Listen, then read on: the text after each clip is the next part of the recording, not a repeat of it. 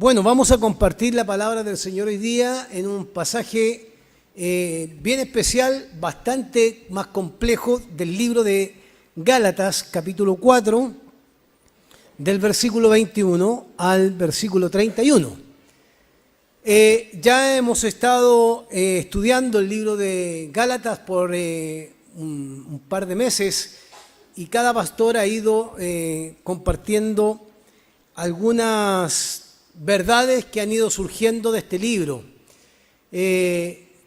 Principalmente nos encontramos con un libro donde el apóstol de manera enérgica va corrigiendo y animando y reprendiendo, diría yo también, a los hermanos de la iglesia de Galacia que han sido embrujados de alguna manera, han sido seducidos por las enseñanzas de los judaizantes, de aquellos que quieren que se establezca el cristianismo a que vivían bajo las obras de la ley y bajo la circuncisión. Hoy vamos a acercarnos a un pasaje que el apóstol Pablo usa, porque a través de los capítulos anteriores, vamos a notarlo después en la exposición, Pablo está usando una cantidad de ejemplos de la historia para poder explicar y sustentar su tesis, su convicción de que Cristo nos ha dado libertad y esa libertad se consigue por medio de la fe simplemente en Jesucristo el Señor. Así que vamos a leer el capítulo 4 y se van a sorprender porque van a encontrar que ahora se agregan nuevos personajes a esta defensa y vamos a hablar un poquito cómo llega Pablo a este momento de su argumento. Capítulo 4, versículo 21 en adelante dice, le está hablando a los judaizantes y a aquellos que retrocedieron. La pastora María Eugenia el domingo dijo que ya habían retrocedido algunos en su fe, cediendo a los judaizantes. Y dice así, decidme los que queréis estar bajo la ley, ¿no habéis oído la ley?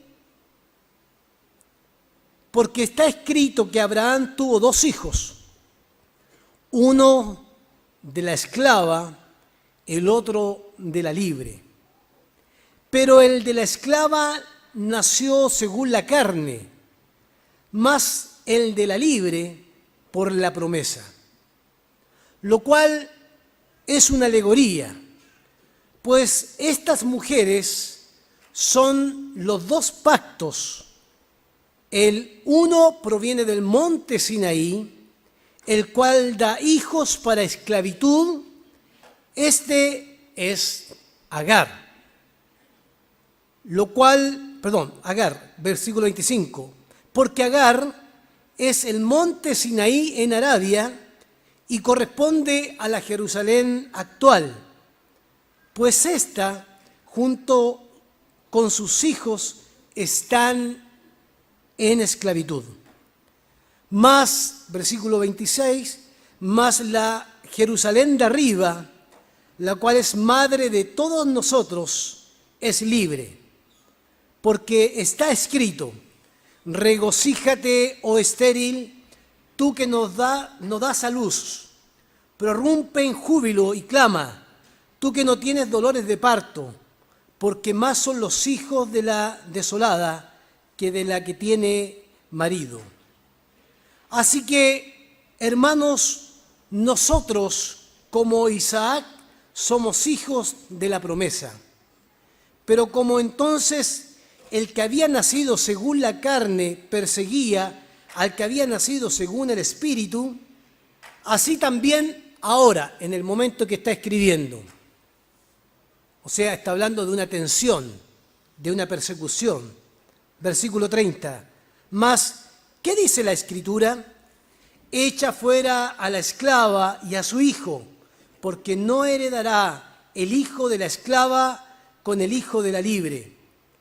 De manera, hermanos, que no somos hijos de la esclava, sino de la libre. Eso dice el pasaje de hoy para nuestra lectura. Debe ser uno de los pasajes más complejos que nos va a tocar de Gálatas. Y usted dirá, ¿qué está diciendo el apóstol Pablo? Bueno, me hice la misma pregunta. Y nos hicimos con el equipo pastoral la misma pregunta al momento de estudiar. Pero hay cosas muy interesantes que quisiera hoy día resaltar. Si me colocan la proyección, quiero que ustedes mantengan sus Biblias abiertas a partir del capítulo 3, porque hoy día quiero, para entender este capítulo o esta parte del capítulo 4, 21 en adelante, necesito volver atrás, y no porque nos hayan predicado los capítulos anteriores, sino como un resumen para entender lo que va a pasar ahora y lo que Pablo está diciendo. Pablo, desde el capítulo 3 en adelante, está defendiendo con toda su fuerza lo que él cree, lo que fue su prédica en la iglesia de Gálatas, lo que es su convicción, lo que él experimentó, lo que experimentaron los hermanos en Galacia, pero también enfrentando duramente a aquellos que, seduciendo a los hermanos, los han querido esclavizar bajo las obras de la ley y bajo la circuncisión. No era suficiente ser cristiano para los judaizantes, sino que tenían que ahora meterse debajo de las obras de la ley y circuncidarse para poder llegar a ser salvos o parte de esta promesa que Dios había hecho a Abraham. Entonces, ¿qué va a defender el apóstol Pablo?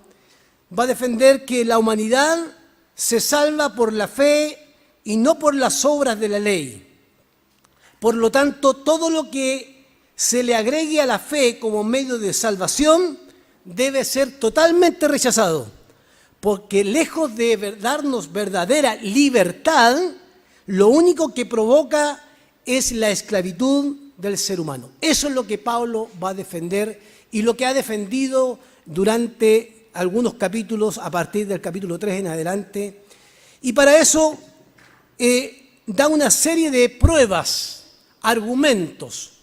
Yo quisiera tomar unas pruebas que me parecieron interesantes de un comentario bíblico de San Jerónimo del Nuevo Testamento, de Editorial Verbo Divino, porque nos va a dar una luz de cómo se va desarrollando la temática de Pablo para poder llegar al capítulo que hemos leído.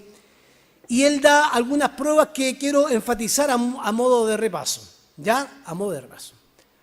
Lo primero, la primera prueba que entrega el apóstol Pablo, en el capítulo 3, versículo 1 al 5, la prueba de la experiencia de los Gálatas al recibir el Espíritu. Cuando defiende su postura el apóstol Pablo en contra de los judíos o judaizantes, él les pregunta a la iglesia: ¿recibisteis el Espíritu por las obras de la ley o por el oír con fe? ¿Por quién han recibido el Espíritu ustedes? ¿Porque se han sujetado a las obras de la ley o simplemente porque han escuchado con fe y han recibido por la fe el sacrificio y la obra de Jesucristo? Esa es la primera prueba que el apóstol Pablo va a plantear frente a los judaizantes para defender su convicción de que Cristo nos ha hecho libre. La segunda prueba, que aparece en el capítulo 3, versículos 6 al 26, tiene que ver con la promesa que Dios hizo a Abraham, manifestándoles que lo que tienen estos hermanos de la iglesia de Galacia, los que tienen fe, aquellos que han recibido a Cristo por la fe, son verdaderos hijos de Abraham. Y no solamente son los hijos de Abraham, sino también los herederos de la promesa que Dios le hizo a Abraham. Por lo tanto, los hermanos de la iglesia de Gálatas son como Abraham. ¿En qué sentido? Que son justos ante los ojos de Dios, no por las obras, sino por la fe. Acuérdense que la fe de Abraham le fue contada por justicia. Entonces, miren el argumento número 2, o la prueba número 2 de Pablo es: ustedes son como hijos de Abraham, pero son como Abraham, porque en Abraham se cumple la promesa que en él serán benditas todas las familias de la tierra. Y esta promesa nos llega hasta el día de hoy. Nosotros que somos gentiles, que no somos judíos, nos alcanza a nosotros, no porque hemos heredado de Abraham por medio de algo físico una promesa, sino porque la promesa de Abraham se constituye en algo espiritual. Por lo tanto, es todo lo contrario a lo que los judaizantes querían que hicieran los hermanos de Galacia, que se esclavizaran nuevamente bajo la ley.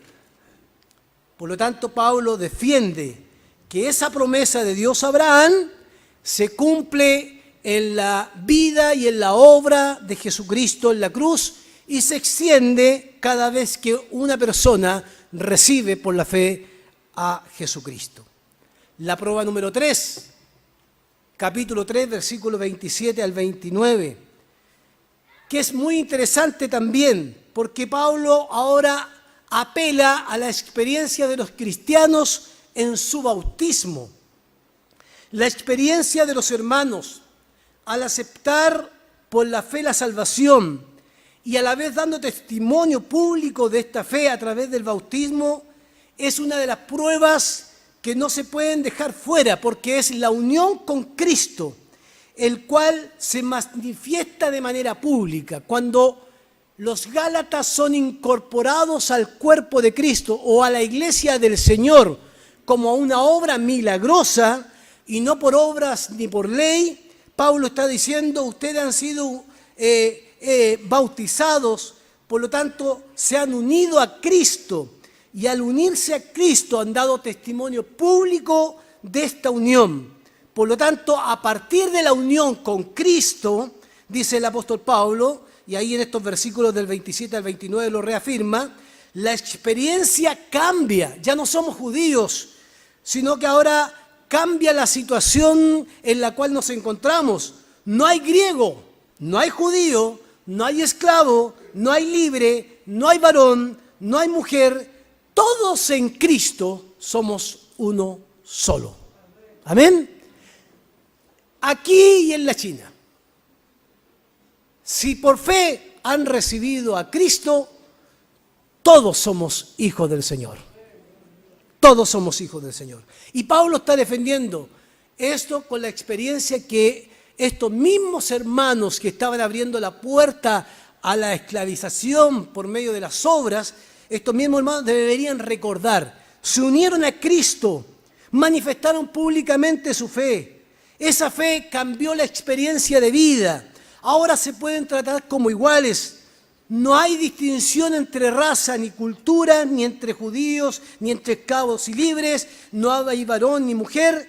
Todos llegan a ser uno bajo el alero de la obra de Cristo. Prueba número 4. La propia experiencia de los cristianos como hijos de Dios. Recuerdo que esta predicación la entregó el pastor Rudy, me parece, cuando el pastor Rudy manifestaba que en la prueba 4, la experiencia de los cristianos como hijos de Dios, usa la figura del niño que depende del tutor, de aquel que le enseña las cosas, un niño que tiene una herencia que le deja el padre, pero que no puede recibirla ni tomarla hasta que sea adulto. Y quien determina esa adultez es el padre. Cuando el padre dice: ha llegado a ser adulto, esa persona puede tomarse de la herencia. Por lo tanto, el apóstol Pablo usa como prueba número 4 la propia experiencia de estos cristianos como hijos de Dios, manifestando y enfatizando que se ha cumplido el tiempo de Dios, cuando Dios envió a su Hijo para que la promesa hecha a Abraham ya hace miles de años atrás se cumpliera por medio de Jesucristo, estableciendo la libertad total y completa por la fe en nuestro Señor Jesucristo. Y de ahí quisiera citar, quizás de manera paralela, un texto de Romanos capítulo 5, versículo 1. Justificados pues por la fe, tenemos paz para con Dios por medio de nuestro Señor Jesucristo. La prueba contundente del apóstol Pablo es que estos hombres que experimentaron a Dios, o sea, experimentaron su conocimiento de Jesucristo, recibieron la promesa y recibieron la herencia. ¿Cuál herencia? La herencia, la promesa que Dios había hecho a Abraham. Y a partir de ahí, no solo son hijos de Dios, sino que como hijos de Dios, Dios puso su Espíritu Santo en ellos, que ahora en sus corazones, y que ahora ellos como hijos llenos del Espíritu Santo pueden clamar, Abba, Padre. Amén. O sea, Pablo está argumentando, nos sirven las obras, nos sirve la ley, la misma experiencia de ustedes, recuérdenlo. Yo me recuerdo al final de la predicación de la pastora María Eugenia cuando dice, ¿cuántos de nosotros hemos retrocedido? Porque Pablo está apelando a que, ¿cómo pueden retroceder otra vez a la ley y a las obras de la ley si ya ahora Cristo los ha libertado? La misma experiencia que ellos tuvieron como iglesia, como creyentes, es suficiente para arrancar o rechazar la imagen o la prédica de aquellos judaizantes. La experiencia o la prueba número 5, que tiene que ver justamente con lo que la pastora predicó el domingo. La experiencia de los hermanos de Galacia en su relación con el apóstol Pablo. Agrega una prueba más, un argumento más a esta defensa que está haciendo. El apóstol Pablo está apelando a algo que tiene que ver ahora. Cuando yo vine a ustedes, me escucharon, me hice como uno de ustedes, libres en Cristo, ustedes se hicieron como yo, me escucharon a pesar de mi enfermedad física. Judíos y griegos rechazaban a aquel que estaba enfermo porque consideraban que era una maldición de Dios. Pero a pesar de que yo estaba enfermo, seguramente de su enfermedad a los ojos, ustedes no cuestionaron mi enfermedad, sino que me recibieron, no me rechazaron, y junto con eso, a pesar de mi salud, escucharon mi mensaje. Escucharon el mensaje de libertad, escucharon el mensaje de que Cristo nos hizo libre, y ustedes recibieron ese mensaje. Entonces el apóstol Pablo dice, no entiendo, estoy descolocado. Él abre su corazón. Conversábamos en el equipo pastoral hace una semana atrás, cómo un líder puede abrir su corazón a su iglesia diciéndole, ¿por qué siento que he trabajado en vano? Que todo lo que les he enseñado, ustedes lo han tirado por tierra y no sirve de nada. Y les pregunta, ¿cómo se vuelven atrás? ¿Cómo vuelven a los rudimentos de la ley? ¿Por qué ahora que son cristianos libres en Cristo, guardan fiestas, días, tiempos, años y celebran todas aquellas cosas que están en la ley? Ustedes, les dice el apóstol Pablo, han vuelto a ser esclavos. Pero ¿cómo tan rápido? ¿Cómo han retrocedido tan rápido? Pablo, al dar esta prueba de su relación con ellos, está manifestando también un sentimiento de hombre, siendo un apóstol, siendo un líder, una tristeza y una amargura que lo hace de alguna manera reprenderlos para que vuelvan en sí. Manifiesta su frustración en el retroceso de los hermanos de Gálatas, pero también está dispuesto no solamente a sentir que se siente que ha sembrado en vano, sino que dice, yo estoy dispuesto nuevamente a dedicar todo mi esfuerzo para que ustedes vuelvan a la libertad.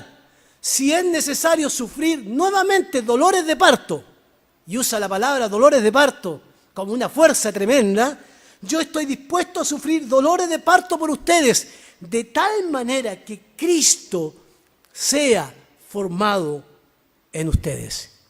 Esa es la prueba número 5, la relación estrecha del mensaje de Pablo y establece que de alguna manera esa relación lo obliga a él nuevamente a seguir enseñando algo que ellos ya habían escuchado. Y llegamos a la prueba número 6, a la que me toca a mí, que va a ser muy cortita y nos vamos a ir a la casa porque es difícil de predicar. Así que vamos a orar y nos vamos a despedir para volver a nuestro hogar, hermano. No hay que hacerle el quite, todo lo contrario, un gran desafío. Me hizo sufrir, pero un gran desafío. La prueba número 6.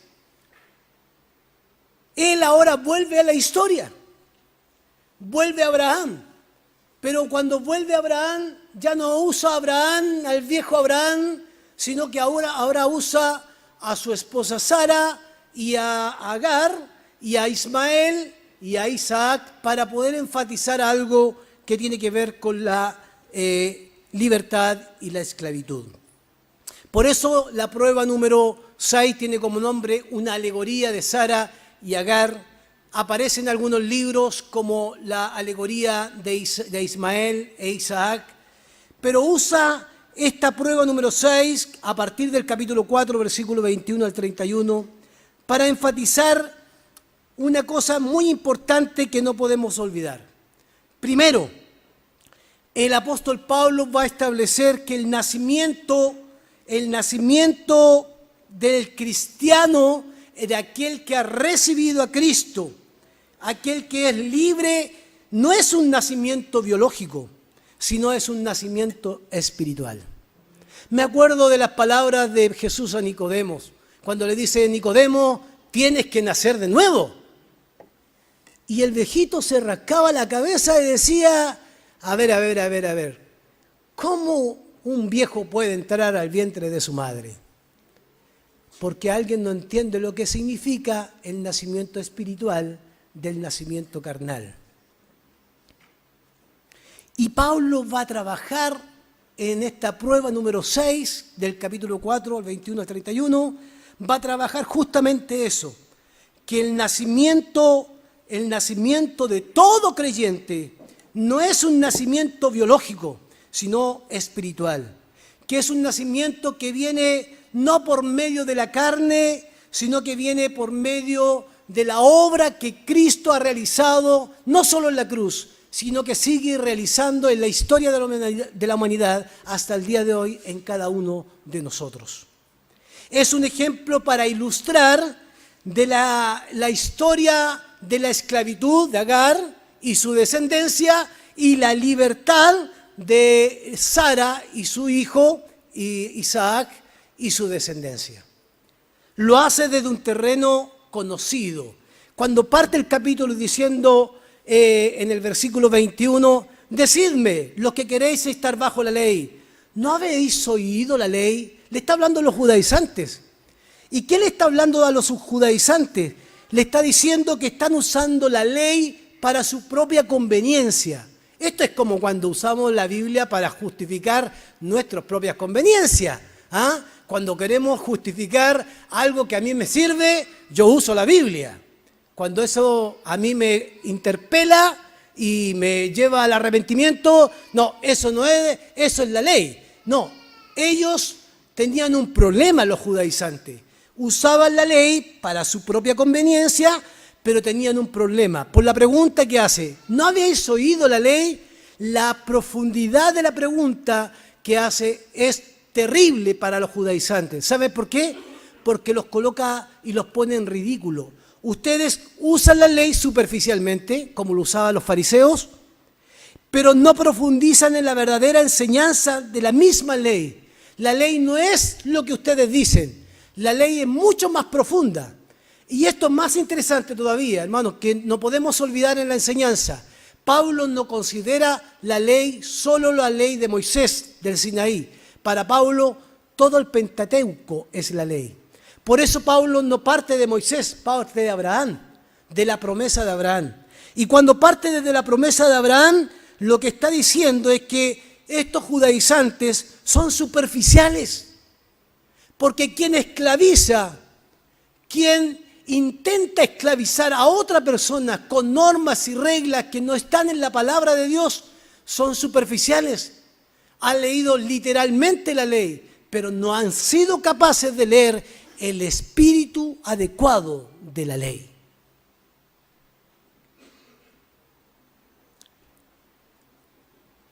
¿Se fijan ustedes que esto habla de una alegoría? Y es muy interesante porque aquí podríamos encontrarnos con un problema exegético de interpretación. Porque la alegoría es una historia para usar y buscar un significado especial. Y lo voy a explicar de ahí.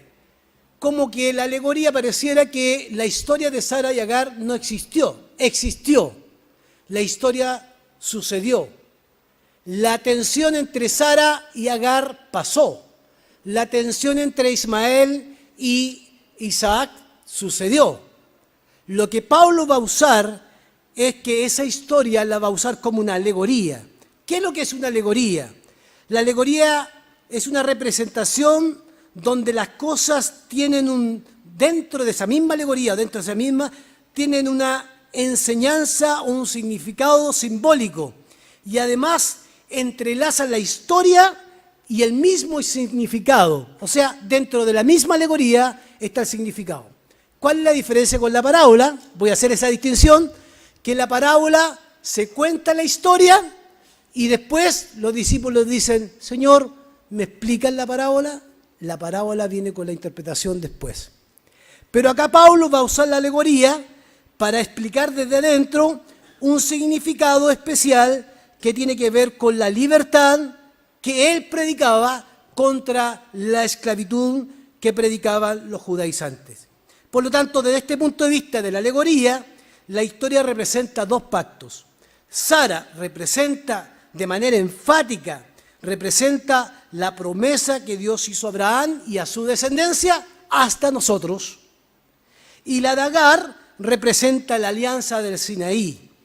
La alianza del Sinaí que según Pablo, en el mismo libro que hemos leído, no solo no ayuda en la libertad, sino que esclaviza a los judíos. Voy a parafrasear. Pablo está diciendo esto.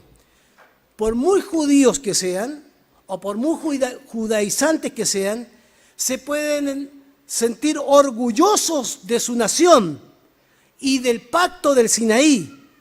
Pero les quiero decir algo.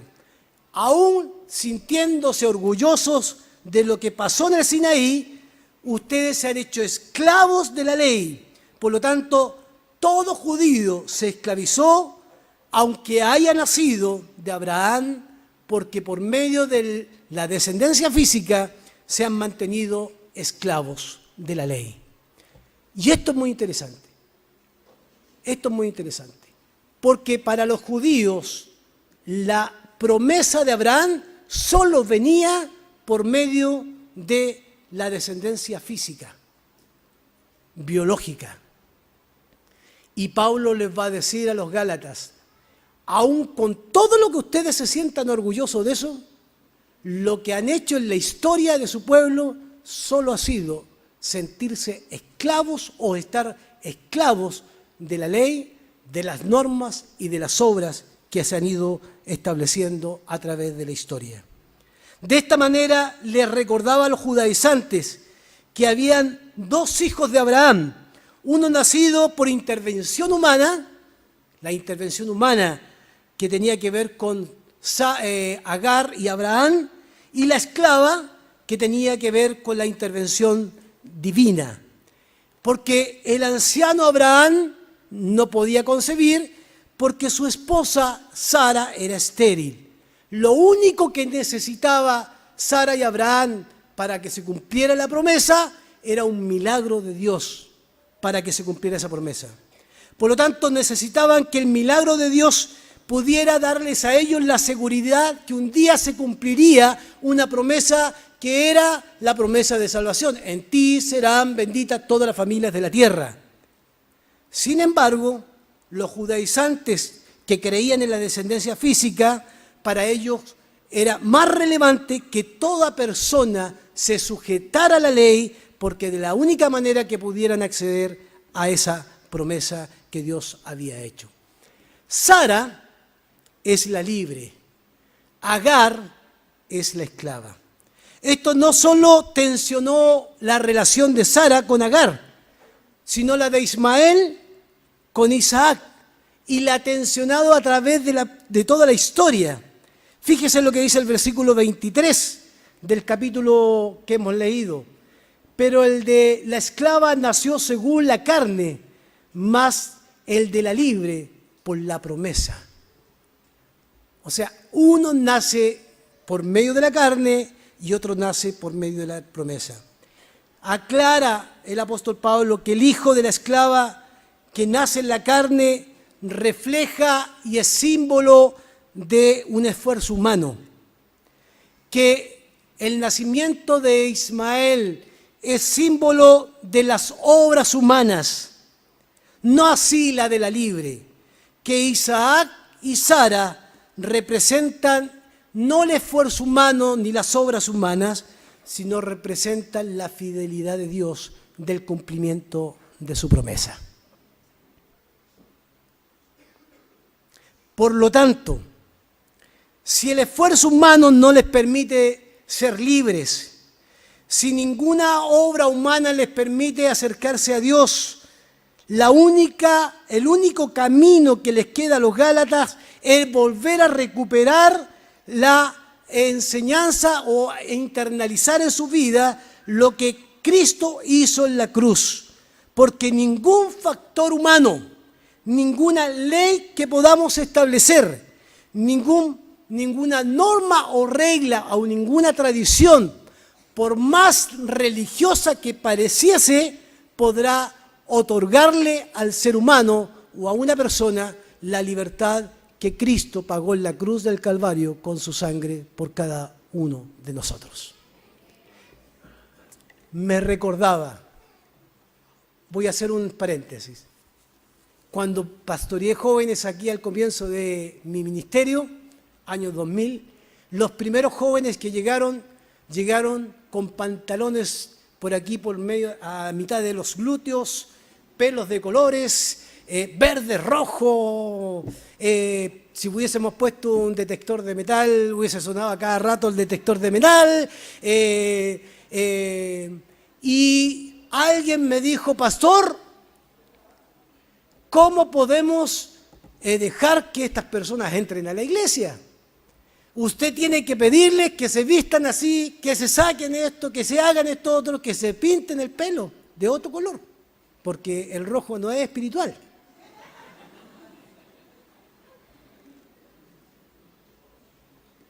Ni el azul, ni el rubio. Porque le hemos puesto espiritualidad a los colores. Hay iglesias que se peleaban en revistas semestrales y sacaban las bancas, ponían sillas porque las bancas son más espirituales. ¿Se sienten más espirituales con las bancas? Otros le dijeron que las faldas eran más espirituales que los pantalones, que el pelo largo es más espiritual que el pelo corto, que la corbata hace al pastor más espiritual, y eso es verdad. Por eso Rudy no usa corbata. Perdón, Rudy, perdón.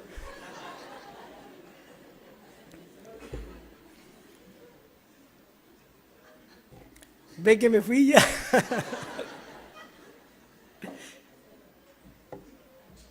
La tensión que produce en la historia Sara con Agar, Ismael con Isaac, es una tensión que se ha repetido a través de la historia. El intento de esclavizar a las personas, creyendo que nosotros poniendo una regla más podemos hacer más espirituales a las personas, es el error más grande que podemos cometer, que es el mismo llamado que Pablo hace a los judaizantes. ¿No oíste la ley? Yo podría decirlo desde acá, no hemos leído con profundidad las Escrituras para darnos cuenta que las Escrituras, lejos de esclavizarnos, nos liberan.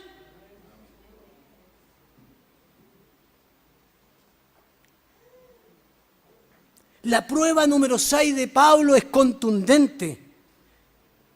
Usa la historia de estos pueblos para decirnos que aquellos que han descendido de Abraham, no por descendencia física, sino espiritual, y de Sara, no por descendencia biológica, sino espiritual, son libres y más que libres, porque hay alguien que pagó por nuestra libertad, no con esfuerzo humano ni por obras, sino que dio su vida en la cruz. Y Filipenses lo dice muy bien, no estimó ser igual a Dios como cosa que aferrarse, sino que se despojó a sí mismo, haciéndose obediente y obediente hasta la muerte y muerte de cruz. No solo despojó de su gloria, sino que también se hizo hombre.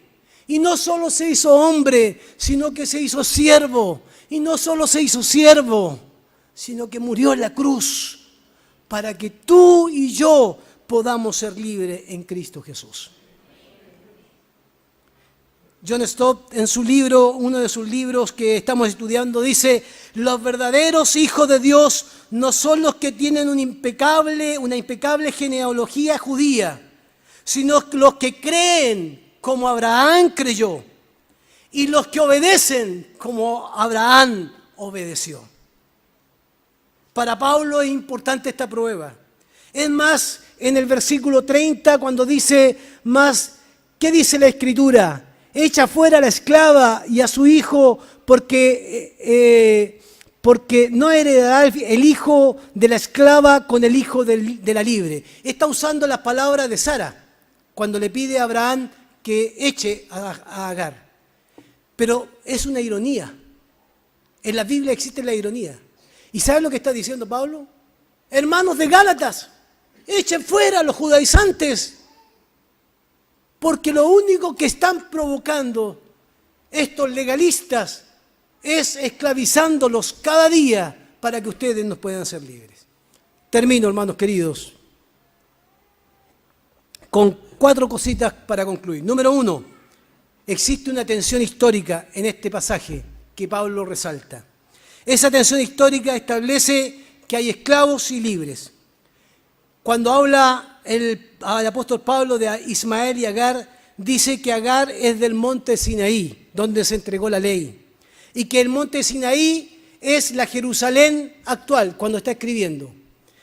Pero que esa figura geográfica, el monte Sinaí que está en Arabia y Jerusalén actual, es la representación de la esclavitud en la que se han mantenido por años los judíos.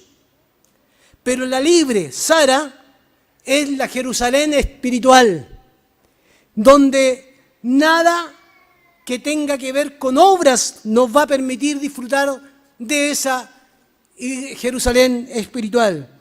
Todo lo contrario, debemos recordar quizá a Juan con esto: mas a todos los que le recibieron, y que creen en su nombre, le dio potestad para ser llamados hijos de Dios, que es lo que predicamos el domingo pasado. Dios nos adoptó, Dios nos recogió. No éramos pueblo, ahora somos pueblo. No éramos hijos, ahora somos hijos, comprados a precio de sangre. Esa es la primera tensión histórica que se marca en este pasaje. Agar representa la Jerusalén actual, pero la ley, la obra, el control, la esclavitud. Isaac y Sara representan la Jerusalén celestial, la libre, los hijos de la promesa que somos parte de Abraham. Número 2, la segunda tensión que vemos en este pasaje son los 2 pactos. Uno, que cree que por la vía de la ley y el esfuerzo humano se puede vincular con Dios. Ningún esfuerzo humano, ninguna ley nos va a permitir vincularnos adecuadamente con Dios. Nunca va a ser lo mismo que por obras o leyes nos vinculemos adecuadamente con Dios. Todo lo contrario, alejamos a la gente cuando usamos leyes que a veces no le permiten a las personas ser libres. Y la segunda tensión dentro de estos 2 pactos descansa absolutamente en la gracia de nuestro Dios. Usted es salvo por gracia y no por obra, para que nadie se gloríe, dice el apóstol Pablo. Tercera tensión, la tensión que está a nivel del cristianismo. El judaizante y voy a poner entre paréntesis, el legalista está permanentemente en tensión, sufre porque no puede cumplir toda la ley, no la puede cumplir, es incapaz de cumplir la ley, pero como no puede cumplirla, se convierte en un perseguidor. Perdónenme que use esa palabra, porque la tensión de Ismael con Agar, con Isaac, Ismael seguía y perseguía a Isaac.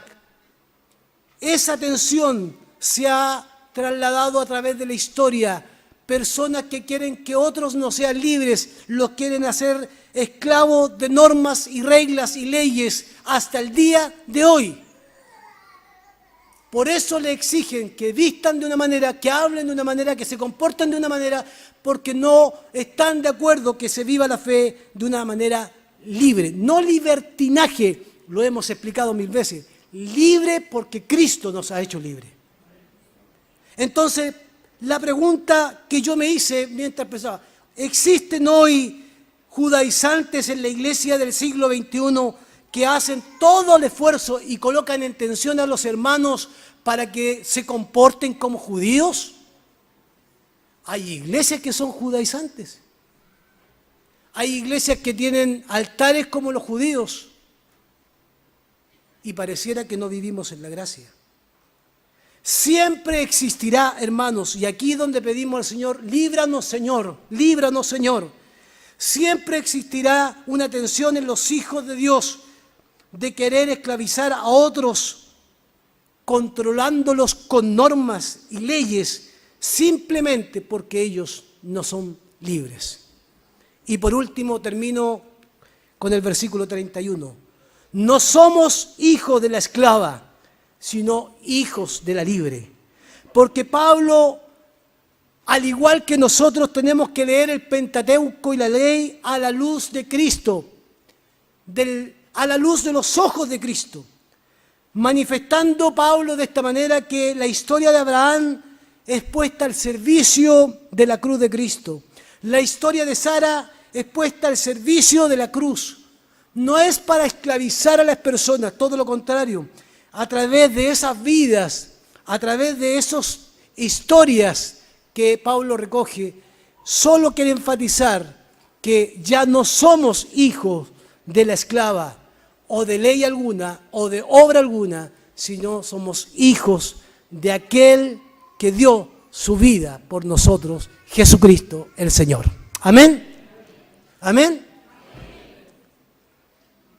¿Somos libres o seguimos esclavos? Yo quiero hacer la misma pregunta de la pastora María Eugenia. ¿En qué hemos retrocedido? Sería una buena pregunta volver a hacerla. No retrocedamos, avancemos hacia la meta que es Cristo Jesús. Amén.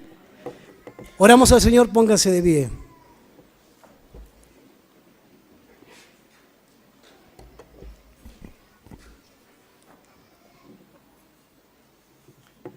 Padre, gracias por tu palabra.